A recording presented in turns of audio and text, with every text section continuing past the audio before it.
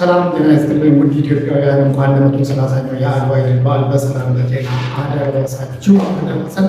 አድዋ ለእኛ ለኢትዮጵያውያን ትልቅ ትርጉም ያለው በዓል ነው። እንግዲህ አድዋ አባቶቻችን በሰሩት ታሪክ የሚከበር በዓል ነው።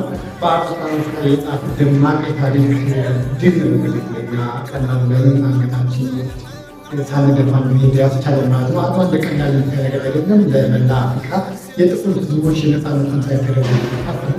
አድዋ የአንድነት ተምሳሌት ነው። እንግዲህ ኢትዮጵያውያን እንደ አንድ ሆነው ልክ የንብቀት እንደተመለከት ነው ሆ ብለው ሄደው ጠላትን ያሸነፉበት ታሪካዊ ድል እንደመሆኑ መጠን የሁሉም ነው እና የአማራ ትግሬ የሚባል አይደለም። እንግዲህ የኢትዮጵያ አንድ የግድግዳ እና አላማ ሀገር ሆኖ የሚያገለግል ነው። በቅርቡ የተመረቀው የህዳሴ ግድባችን የዚህ አካል ነው። ስለዚህ ይህን በዓል ስናስብ ኢትዮጵያውያን አንድነታችንን በማሰብ በብሔር ሳይሆን በሀገራዊ ስሜት ልናከብረው ይገባል።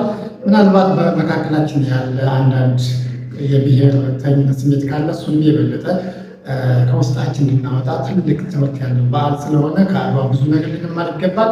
ሰላም ጤና ብዝት ይበልላችሁ። ወዳችኋለሁ።